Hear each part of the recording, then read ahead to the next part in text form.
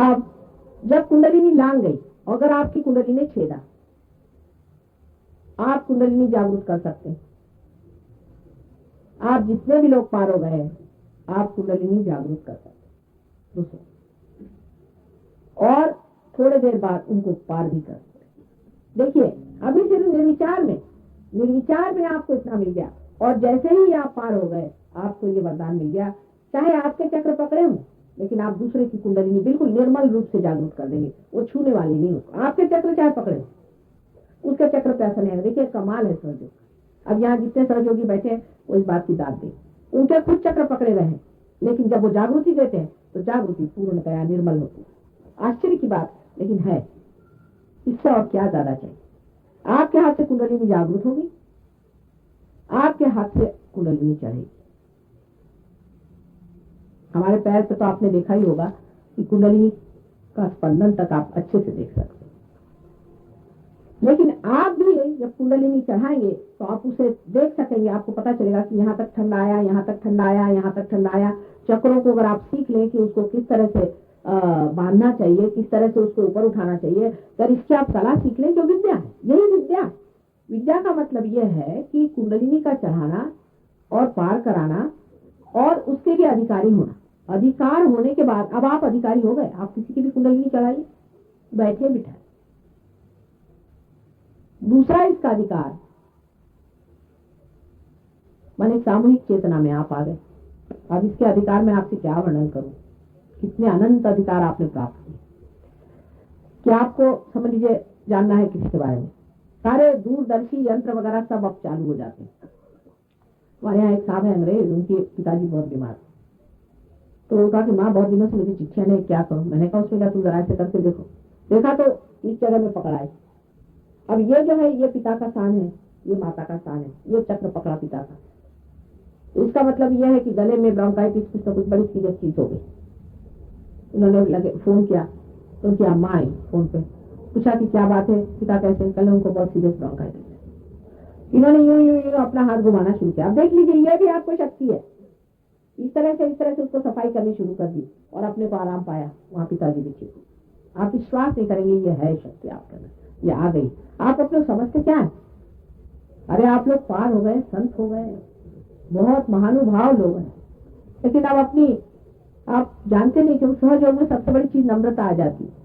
ये लोग कोई पार भी नहीं हुए हैं, इनको कुछ मालूम भी नहीं है, बिल्कुल बेकार लोग अपने बड़े बड़े मठ बना के बैठे, अजीब बंदर लोग हैं। और आप लोग पार होके आपसे रियलाइजेशन होकर के भी कुछ बोलते नहीं, कुछ करते नहीं। मेरी समझ में नहीं आता कि आदमी को किसने कहा था इतना नम्र होने के लिए। तो कोई शर्म भी आती कहने के लिए कि मैं रियलाइज हो लूं। बहुत से तो ये भी लोग हैं, वो ये भी नहीं बताना चाहते कि मैं रियलाइज हो रहे हैं। आप हैं डंके की चोट पर है, क्या आप अपनी पूर्व संपदा से पाए हुए हैं, ये आपके साथ होने का था इसलिए हो गया। इसके आपको इसमें कोई अहंकार थोड़ी चलता है। जो आप हैं वो कहना चाहिए कि हाँ हमारा रियलाइजेशन हो चुका, माता जी ने दिया, गए थे वहां हो गया। मेरा ही नाम बदनाम करो अगर तुमको करना है तो। इतनी शर्म आती तो कहना हाँ माँ ने किया, चलो मुझे कोई हर्ज नहीं, पर आप रियलाइज हैं तो रियलाइज है और बहुत बड़ी चीज है। ये कोई इनिशिएशन नहीं है, आप रियलाइज हो। आप इसका इस्तेमाल करके देखें, हजारों चीजें इसमें होती हैं क्योंकि आप उसमें पढ़ें, आपको पता होगा कि कितनी गहन चीजें इसमें वर्कआउट होती है। सामूहिक चेतना में आप किसी आदमी की जागृति दें, आपको पता चल जाएगा कि इनके चक्र कौन से पकड़े। आप सिर्फ उन पे हाथ घुमाइए ठीक से, जैसे आगा पीछा में फर्क होता है, जरा सेंटर पे जाके बारीकी सीख लें, वो ठीक होगा। कैंसर की बीमारी हमने ठीक की है, हमारे शिष्यों ने कितनों को ठीक किया, वे कोई झूठ बात नहीं है। आपको कभी भी कोई भी फिजिकल ट्रबल नहीं होने वाली सहयोग के बाद। अगर कुछ होगी तो उसको कैसे करेक्ट कर लेना इतना बस सीख लीजिए। आप अपने आप को ठीक कर सकते हैं, दूसरों को भी ठीक कर सकते हैं।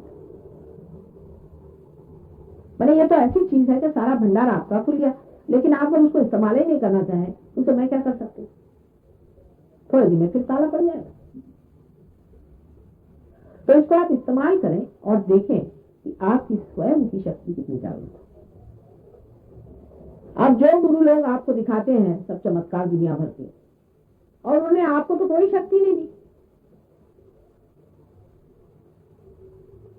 तो ऐसे गुरु को गुरु मानना ही नहीं चाहिए। आपकी शक्ति जो दे वही गुरु है, जो साहिब से मिला है वही गुरु माना जाता है। माने जो पार हो गया उसने अगर आपको पार नहीं किया तो उसको गुरु मानने की क्या जरूरत है।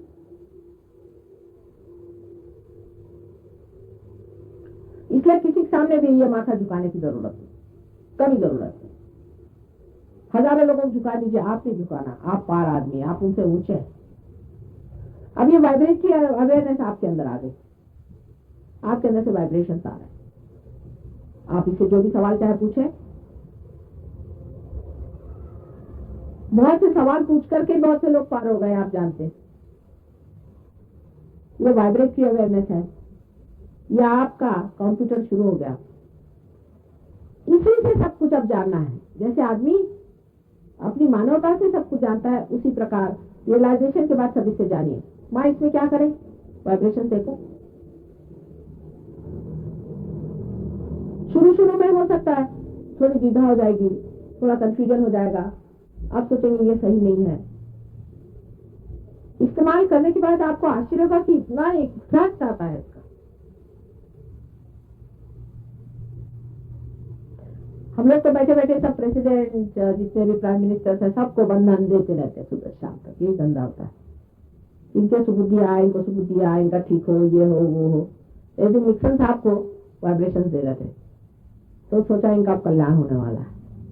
सब लड़कों ने बताया माँ इनके तो सब वाइब्रेशन खराब है। ये बहुत दिन पहले की बात है, उनके कल्याण होने से बहुत दिन पहले की बात सबको पता हुई। आप वाइब्रेशन से अपने घर के लोगों की भी व्यवस्था ठीक कर सकते। पहले अपनी ठीक करना चाहिए तब। अगर कोई गुरु के वजह से घर में कलह होते हैं, झगड़े होते हैं, मेरे तो समझ नहीं आता कि घर इसी घर में अगर गुरु है और उसके घर में कलह और झगड़े बढ़ रहे हैं तो वो गुरु किस काम का है। धीरे धीरे इतना प्रेम उमड़ता है जिससे हम बात भी नहीं करते, उससे बात करना शुरू कर देते। धीरे धीरे सारी बातें इतनी साफ नजर आने लग जाती है कि आप आश्चर्य करें। अब इस चीज का आप बंधन दें अपने को। जैसे कि एक साहब है, आपके भाई साहब है, बेकार में आपसे नाराज है, उनका नाम आप ऐसे लिख लीजिए, पार लो, और इस तरह उनको बंधन दे 7 मरतबा, चाहे माता जी का नाम ले लें, और ऐसे करके उनको छोड़ दीजिए।